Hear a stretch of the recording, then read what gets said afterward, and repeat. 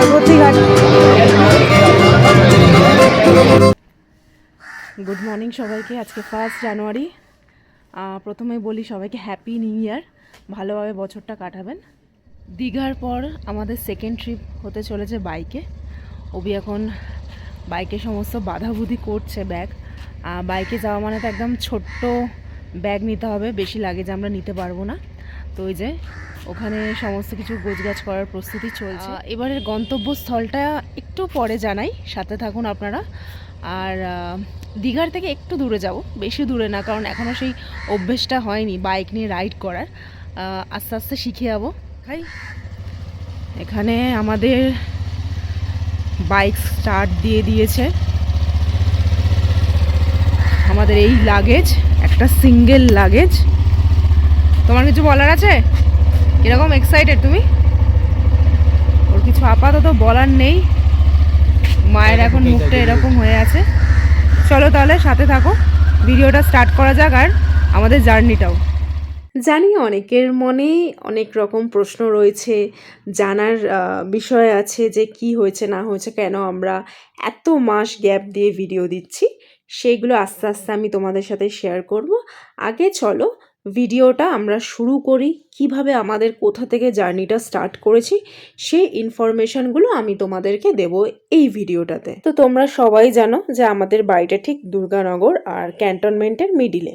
তো আমরা মোটামুটি এর আগে যখন দীঘা গেছিলাম তখন এই রাস্তা থেকে, মানে আমাদের দিল্লি রোডটা না কানেক্টেড, তো খুবই সুবিধা হয়, আমাদের কোনো রকম প্রবলেম হয় না।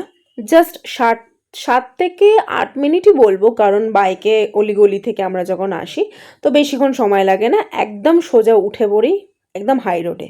আচ্ছা, এবার বলি আমরা যাচ্ছিটা কোথায়। নতুন বছরের শুরুটা বাবার আশীর্বাদ নিয়েই আমরা করতে চাই।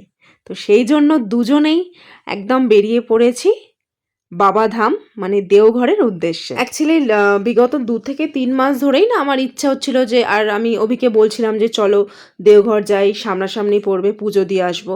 তো বাইকের কিছু প্রবলেম থাকায় বা সার্ভিস টাইম মতো না হওয়ায়, আবার যখন আমরা দীঘাতে গেছিলাম বাইকের না পেছনের যে আমাদের ওই হেলানের বিষয়টা যেটা আছে, হেলান দেওয়াটা, তখন সেটা ছিল না, তো খুব প্রবলেম হয়েছিল। তো এইবারে ও বলেছিল যে একটু সময় নিয়ে জিনিসটাকে একদম রেডি করব যাতে লাগেজটাও রাখা যায়, কারণ একটা কাঁধে এতক্ষণ ধরে জার্নি করে কাঁধে ব্যাগটা রাখাটা খুব প্রবলেম হয়। তো সেই জন্য ব্যাগ রাখারও জায়গাটা তৈরি করতে হবে।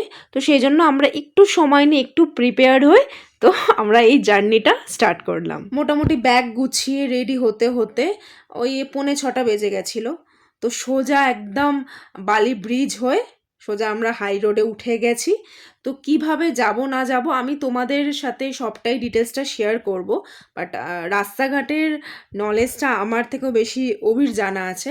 তো সেই ক্ষেত্রে এখানে একটা প্রবলেম হয়ে গেছিলো। তো আমাদের কাছে যে মাইকটা ছিল, তো সেই মাইকটা আমরা সমস্ত কিছু রেডি করে নিয়েই বেরিয়েছিলাম, যে আমরা যেতে যেতে যেরকম রোডের ইনফরমেশনগুলো আগের ভিডিওগুলোতে দিয়েছিলাম, তো ঠিক সেইভাবেই ইচ্ছা ছিল দেওয়ার। তো প্রথমে আমরা স্টার্টিং থেকেই যেরকম শুরু করেছিলাম মাইকে কথা বলার, সেইভাবে বলেছি। বাট রাস্তায় ওঠার পর কিছুটা যাওয়ার পর না আমি ভিডিওগুলো চেক করছিলাম, তো দেখছি আওয়াজ শোনা যাচ্ছে না, মানে পুরো হাওয়ার আওয়াজটা আসছে। তো তখন আমি অভিকে বললাম যে একটুখানি মনে হচ্ছে প্রবলেম হচ্ছে, তো তুমি একটু জোরে কথা বলো।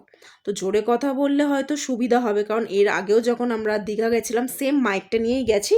তো ও কথা বলতে বলতে গেছে, কোনো রকম এরকম ব্যাকে ভয়েস রেকর্ড করতে হয়নি, তো সমস্যা ছিল না। কিন্তু এই ট্রিপটা শুরু হতে না হতেই একটা ব্লান্ডার হয়েছে। মাইকে একদম কথা শোনা যাচ্ছে না, পুরোটাই হাওয়ার আওয়াজ ছিল। তো তখন আমরা আর এটা নিয়ে বেশি মাথা ঘামাইনি, জাস্ট ট্রিপটা মানে রোড ট্রিপটা এনজয় করেছি, বাইক রাইডটা এনজয় করেছি। আর কীভাবে আমাদের প্রবলেম ফেস করতে হয়েছে সেটা আজকে আমি তোমাদের সাথে শেয়ার করব। সবার প্রথমে আমাদের একটা ভয় ছিল, আমার ভয় ছিল না, অভির ভয় ছিল। সেটা হচ্ছে এই যে শীতকালে আমরা তো সচরাচর বাইক রাইড করি না, তো সেরকম আমাদের কোনো রকম জ্যাকেট প্যান্টস এগুলো ছিল না। তো সেই জন্য আমাদের টার্গেট ছিল আমরা 3টে থেকে 4টে লেয়ার পরবো, দেন যাতে কোনো রকম সমস্যার সম্মুখীন না হতে হয়। তো সেরকমই প্ল্যান করে বেরিয়েছিলাম। বাট এত এতটা ঠান্ডা, মানে মারাত্মক। আমি 4টে লেয়ার পরার পরেও না ঠান্ডাটা মনে হচ্ছে ওই সেফটি পিনের মতো ফুটছে, এত ঠান্ডা। অ্যাকচুয়ালি বেশ কিছুক্ষণ যেতে যেতে মানে মাইকের প্রবলেমটা তো হয়েছে, আর সেকেন্ড হচ্ছে এই যে ফগ, মানে এত কুয়াশা ছিল না, আমরা চিন্তায় পড়ে গেছিলাম। অভি তো মারাত্মক চিন্তায় পড়ে গেছিলো যে আমরা ফার্স্ট টাইম এরকম একটা ফগ মানে ফেস করব। এত কুয়াশায় গাড়ি চালানো এর আগেও আমাদের কোনো রকম এক্সপিরিয়েন্স নেই, ওরও নেই, ও চিন্তা করছিল। বাট যতই ফগ লাইট থাকুক বা আস্তে আস্তে চালাই, নিজের চালানোতে কন্ট্রোল আছে, বাট যে পেছন থেকে আসছে সেটা সব থেকে ভয় লাগে, সে দেখতে পাচ্ছে কিনা। তো খুবই ভয় লাগছিল। তো একটা জায়গায় এসে আমি ওই মাইকটা টেস্ট করছিলাম, আর এই আমাদের সূর্যর একটু দেখা দিয়েছিল বলে আমরাও একটু খুশি হয়েছি, বাট বেশিক্ষণ খুশি থাকিনি। দেখেছেন রাস্তা পুরো এরকম ছিল, মানে দু সাইডেও পুরো কুয়াশায় ঢাকা ছিল। আর এখন কিন্তু ঘড়িতে বাজে ওই 8:30 হবে, 8:30টার সময় এই অবস্থা ছিল। যেতে যেতে ভগবানের নাম নিয়ে নিয়ে জিনিসটা কেটে গেছে। আমরা কিছু গাড়িকে বা বাইককে ফলো করে করেই গেছি, তো সেরকম কোনো প্রবলেম হয়নি। আর প্রবলেম হবে কি করে, আমরা যাচ্ছি কোথায়, বাবার কাছে, তো বাবা সমস্ত কিছু সামলে নেবে। আমিও অত চিন্তা করিনি, যেরকম গাড়ি গড়িয়েছে আমরাও সেরকম গেছি। এখন আমরা চলে এসেছি গলসিতে। তো অভি এখানে একদম ট্যাঙ্ক ফুল করে নিল, যেহেতু এখনও অনেকটা যেতে হবে আমাদের। তো এখানে ভাবলাম আমরা কিছুক্ষণ বসবো, রেস্ট নেবো, একটু ওয়াশরুম যাব, কারণ সেই 5:45 দিয়ে স্টার্ট হয়েছে, মিডিলে সেরকম কোথাও দাঁড়ায়নি, এইটা আমাদের ফার্স্ট দাঁড়ানো। তো আমরা ও টাকি ও টাকি ও টাকি টাকি টাকি রে জব সে তু চলে এসছি, তো কোনো আইডিয়াই নেই আমরা কোথায় চলে এসেছি, আমাদের কোনো আইডিয়াই নেই বলছে। এদিকে এদিকে এই সমস্ত রাইডে যেহেতু আমাদের এক্সপিরিয়েন্স নেই, তো একটু আমি সাথে করে ওআরএস নিয়েছিলাম যাতে একটু বডিটা ঠিক থাকে, কারণ এতক্ষণ গাড়িতে বসবো, জল খাওয়া তো সেরকম হবে না, আর একটা ওয়াশরুমের ব্যাপার থাকে, সে কোথাও ভালো পাবো কি না পাবো, সেটার জন্য একটু জলটা দেখবেন সাধারণত কমই খাওয়া হয়। বাড়ি থেকে এনেছি পরোটা আর এই আলু ভাজা মা বানিয়ে দিয়েছে। এখন আমরা কোথায় আছি? গলছি, গলসিতে দাঁড়িয়ে একটা পেট্রোল গলছি না গলছি, আরে গলসি বলেছি, গলসিতে দাঁড়িয়ে একটা পেট্রোল পাম্পে একটুখানি খাওয়া দাওয়া করে নি, কারণ আরো অনেকটা দূর যেতে হবে। টিকিট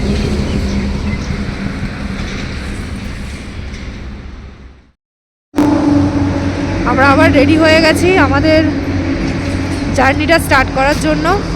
হালকা করে খেলাম, বাড়ির থেকে তো মা পাঠিয়ে দিয়েছিল, দেখালাম, বেশি না, ওই 2-3টে মতো খেলাম, কারণ পুরো ভরপুর পেট খেলে আর একটা ঝিমুনি, একটা আলিশি ভাব চলেই আসে, তো সেই জন্য হালকা ফুলকা খেলাম। এই যে অভি আবার তেল নিতে গেছে, বললো যে না ট্যাঙ্কিটা ফুল করে নি, আবার এই যে আবার সামনে দাঁড়াতে যদি না পারি বা সেরকম যদি স্ট্রেন্থ থাকে তাহলে আরও এগিয়ে যাব। তোমরা সাথে থেকো, পাশে থেকো, ভিডিওটা পুরো দেখো। আশা করি আমাদের এই দেওঘর ভ্রমণ খুব ভালো হবে। হর হর মহাদেব।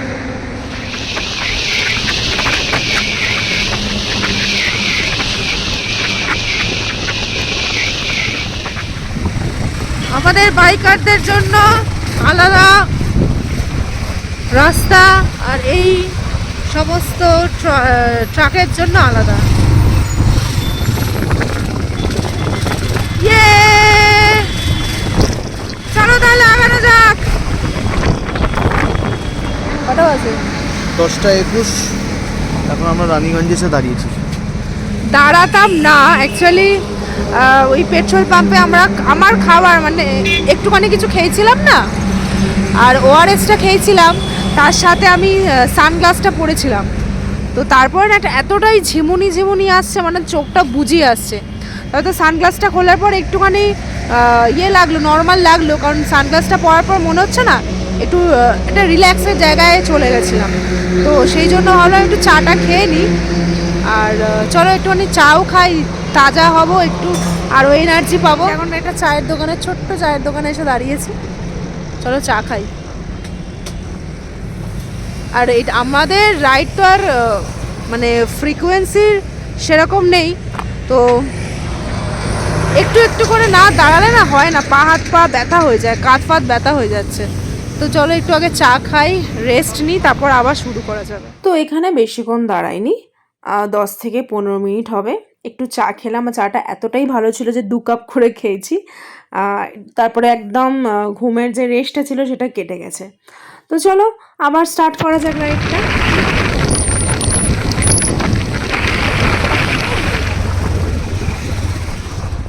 আচ্ছা, এখানে সব থেকে আমার এক্সাইটিং লেগেছে যে এটা এই যে এখন যে জায়গাটায় আমরা ঢুকছি, এতক্ষণ তো একটা হাইওয়ে ছিল, এবার 1 লেনের রাস্তা আছে।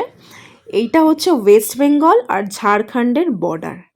মানে শুনেই কিরকম একটা এক্সাইটেড লাগছে, তাই না?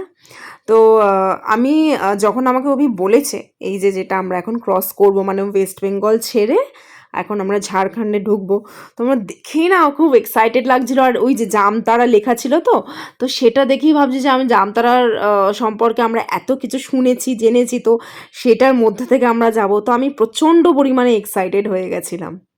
আচ্ছা, এবার আমি তোমাদের সাথে শেয়ার করব যে আমাদের অনেকের মনেই প্রশ্ন ছিল যে কেন বন্ধুচলের ভিডিও আসছে না, কি সমস্যা হয়েছে, বন্ধুচলের যে 3 মূর্তি আছে তাদের কি কোনো রকম প্রবলেম হয়েছে, বা তাদের সম্পর্ক কি খারাপ হয়ে গেছে, বা কিছু না কিছু প্রবলেম।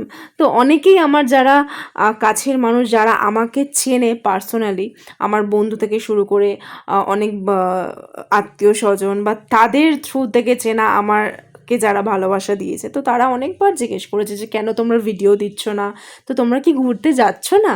কিন্তু তোমার এই তো স্ট্যাটাসে দেখলাম যে তোমরা ঘুরতে যাচ্ছ, তো ভিডিওটা কেন দিচ্ছ না? সেগুলোরই উত্তর আজকে আমি তোমাদের সাথে শেয়ার করব।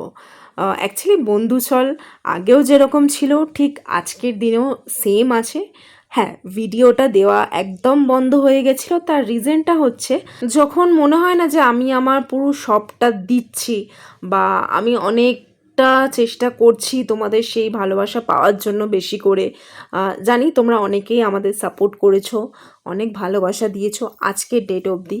তো একটা টাইম অবধি মনে হয় না যে আমি কি বেকার জিনিসটার উপর সময় নষ্ট করছি। তার কারণ হচ্ছে আমরা 3 জনেই মানে 3 জনের লাইফে প্রচণ্ড ব্যস্ত, মানে সবাই সবার অফিস কাজ মেনটেন করে আমরা এই ভিডিও এডিট করা। অবশ্যই ঘুরতে যাওয়াটা আমাদের পার্সোনাল চয়েস, যেটা আমরা ঘুরতে যাই, কিন্তু হ্যাঁ আমাদের মেন উদ্দেশ্য ছিল ভিডিও করার, যে আমরা খুব চিপ মানে একদম কম খরচে কিভাবে আমরা ঘুরবো সেই ইনফরমেশান দেওয়া, কিভাবে আমরা একটা রোডে বেরালে কি করতে হয় না করতে হয়, খাওয়া দাওয়া থেকে স্টার্ট করে A to Z আমরা ইনফরমেশান দিয়ে এসছি এতদিন। আর যতই ঘুরতে দূরে যাই না কেন, যেরকম ফর এক্সাম্পল আমরা যখন লাস্ট ইয়ার নাগাল্যান্ড গেলাম, তো আমরা পুরোটা শেয়ার করেছিলাম কত কি বাজেট ছিল, কিভাবে আপনারা যাবেন। তো কি হয় না, একটা মনের মধ্যে সামান্য, আমরা তো মানুষ, তো আমাদের ইচ্ছা একটা হতেই পারে যে যাতে আমাদের এই কাজটাকে সবাই অ্যাপ্রিসিয়েট করুক, ভালোবাসা দিক। তো জাস্ট সেটাই ব্যাপার। যখন আমাদের মনে হয়েছে যে আমরা এতটা দিচ্ছি, যখন আমাদের ইউটিউব থেকে সেই জিনিসটা রিটার্ন আসছে না ইন দ্য সেন্স আমরা সেরকম কিচ্ছু চাই না। জাস্ট আমরা চাই আমাদের এই ভিডিও, ইনফরমেটিভ ভিডিওগুলো যাতে তোমাদের কাছে পৌঁছায়, যাতে আমরা আরও ভালোবাসা পাই, আরও ইচ্ছা হয় আমাদের, মানে একটা মনে জোর আসে যখন তোমরা কমেন্ট করো। আচ্ছা, একটু গল্প করার সাথে সাথে একটু তোমাদেরকে রাস্তার ইনফরমেশনটাও তো দিতে হবে, নাহলে তো বলবে যে পূজা তুমি কিছুই বলোনি। থার্ড টাইম আমরা এখন এখানে দাঁড়ালাম। আমরা একটু দাঁড়িয়েছি, এটা কোন জায়গা গো? আচ্ছা, হিন্দিতে লেখা, আমি আবার পড়তে পারি না। এখনও মোটামুটি পৌঁছাতে 1 ঘন্টা লাগবে। এই সামনে একটা এই মিষ্টির দোকান দেখেছি, এই যে নায়রাঙ্গি মোড়, আচ্ছা মিষ্টির দোকান পেয়েছি, একটু টুকিটাকি মিষ্টি খাবো। চলো, এসব ভাজাভুজি কিন্তু খেও না, বুঝলে?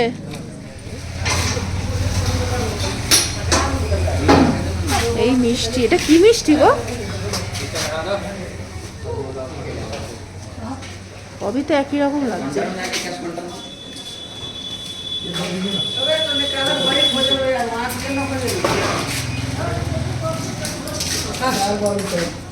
রসগোল্লা নিচ্ছ?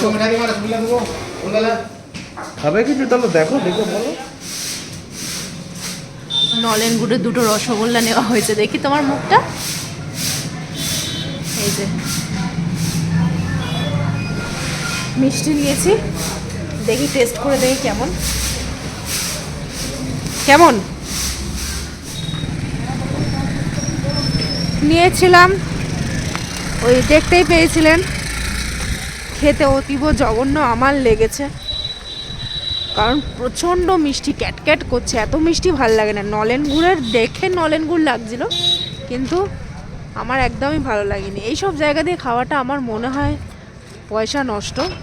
সবাই যদি এরকম রোড ট্রিপ করেন তাহলে বাড়ির থেকে নিয়ে আসাটাই বেটার। আর আমাদের যার খুব ভালো লেগেছে খেতেই, খুব ভালো লাগেনি, ঠিক আছে, ঠিকঠাক। মানে কি বলো তো, যদি কিছু একটা ভুল হয়ে যায় সেটাকে তো আর ভুল বলা যায় না। প্রথমে বলেছিলাম 2টো নিই না, তখন মনে হলো যদি আমি 2টোই খেয়ে নিই আর ওখানে সবাই যদি মিষ্টিটা শেষ করে দেয় আরও পাবে না, এই বলে 4টে নিয়েছে। ঠিক আছে চলো, আরও ওর ভুলগুলো দেখাবো, চলো।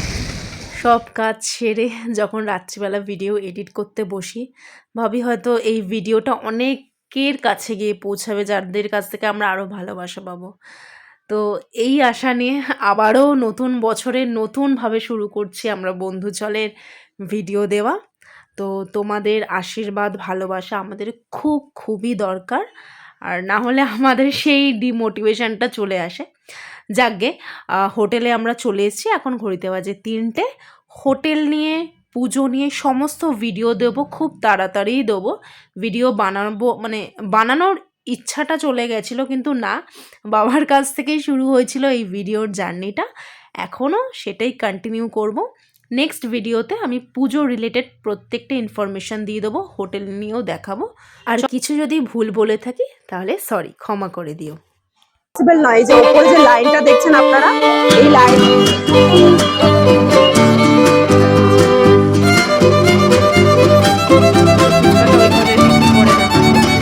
এখানে বিশাল বেলা বসে শিবরাত্রি